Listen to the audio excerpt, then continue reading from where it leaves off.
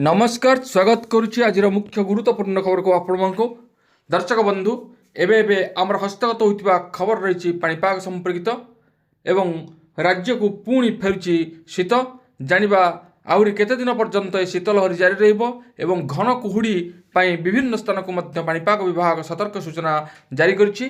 तो जानिबा केउं केउं स्थान को घन कुहुड़ी सतर्क सूचना जारी रही देशर विभिन्न स्थान में भीषण वर्षा लगी रही अनेक स्थान में वज्रपात सह वर्षा तेज जाना यही सबू केउं केउं स्थान में होती से संबंध में पाणीपाग विज्ञानी मान मतामत कौन रही से संपर्क में संपूर्ण बरणी मुझे भिडियो प्रदान करी से आप निश्चित भिडियो को प्रथम शेष पर्यंत देखिए। जब भिडियो भल लगे तो पाखे लाल बटन द्वारा निश्चित सब्सक्राइब करेंगे पाखे आसुवा बेल आइकन बजाइदेवे ऊपर आसुवा ऑल नोटिफिकेशन क्लिक करा भूलें जहाँफल एभली भिडियो सर्वप्रथम आपण निकट में पहुँच पार।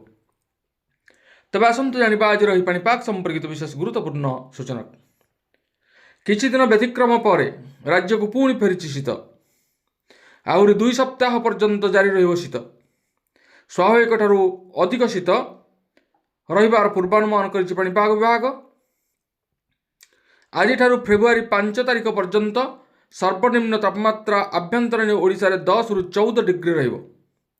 सेहिपरि उपकूल एवं एहार निकटवर्ती जिला गुड़िकरे 14 रु 18 डिग्री तापमात्रा रहिबो बोली पाणीपाग विभाग स्पष्ट करिछि।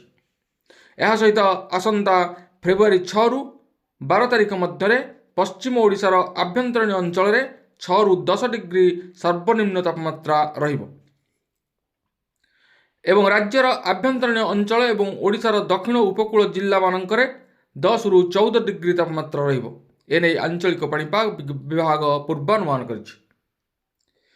पाणीपाग विभाग पूर्वानुमान अनुଯାयी उत्तर उपकूल अंचल में 14 रु 16 डिग्री तापमात्रा रहिबो।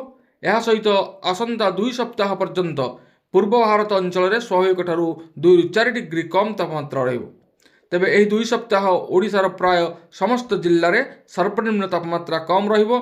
शुक्रवार जगतसिंहपुर पुरी केन्द्रापड़ा जिला को घन कुहुड़ी येलो वार्निंग जारी करिछि पाणीपाग विभाग।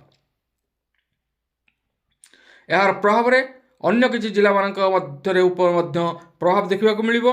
बालेश्वर भद्रक जाजपुर कटक गंजाम गजपति मयूरभंज केन्दुझर कंधमाल ढेंकानाल एवं खोर्धा आदि जिले में गोटे किंबा 2टी स्थान में घन कुहुड़ीर आस्तरण देखा मिलिबो बोली पाणीपाग विभाग सूचना प्रदान करिछि।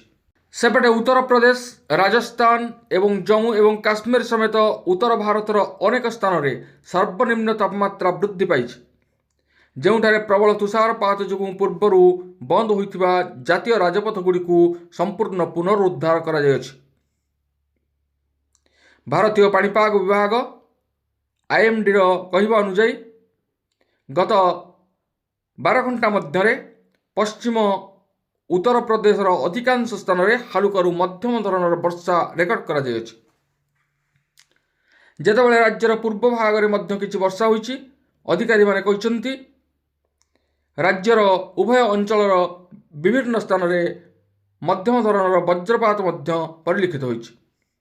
जम्मू एवं काश्मीर में जोठारे मंगलवार दिन नूतन तुषारपात जो जम्मू श्रीनगर जातीय राजपथ बंद होइतिला जातीय राजपथ 44 यातायात संपूर्ण भाव में स्वाभाविक होइछि। उत्तर भारत में प्रबल शीत और तुषारपात लगी रही बेले आगक मध्य निस्तार मिलबार संभावना नहीं।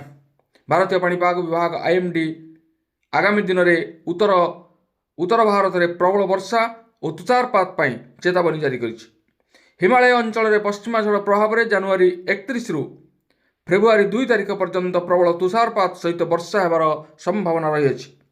पश्चिमा झड़ प्रभाव में शुक्रवार ठारू उत्तर पश्चिम भारत तथा संलग्न केन्द्रीय भारत में हालुकार मध्यम धरणर वर्षा हो पारे बोली आईएमडी आकलन करिछि। उत्तर पश्चिम भारत संलग्न केन्द्रीय भारत तथा पूर्व भारतर केतेक स्थान में सोमवार पर्यंत घन कुहुड़ी देखा दे पारे। दिल्ली में आकाश मेघाच्छन्न रहिबो।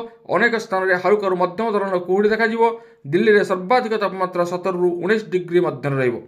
सर्वनिम्न तापमात्रा 6 रु 8 डिग्री मध्य रहिबो। शुक्रवार दिल्ली में आकाश मेघुआ रहिबा सहित हालुका कुहुड़ी देखा जाइछि। शनिवार दिल्ली में झड़ और पवन सहित हालुका वर्षा हेबो। ଅନ୍ୟପକ୍ଷରେ ହିମାଚଳ ପ୍ରଦେଶରେ ବୁଧବାର ପ୍ରବଳରୁ ଅତି ପ୍ରବଳ ଶୀତ ଅନୁଭୂତ ହୋଇଛି ବୋଲି ଆଇଏମ୍ଡି ପକ୍ଷରୁ ସୂଚନା ପ୍ରଦାନ କରାଯାଇଛି। ତେବେ ଏ ଥିଲା ଆଜିର ପାଣିପାଗ ସମ୍ପର୍କିତ ବିଶେଷ ଗୁରୁତ୍ୱପୂର୍ଣ୍ଣ ସୂଚନା। ଆଜି ପାଇଁ ଏତିକି, ପୁଣି ଦେଖା ହେବା ଆଗାମୀ ଭିଡ଼ିଓରେ। ରହୁଛି, ଧନ୍ୟବାଦ, ନମସ୍କାର।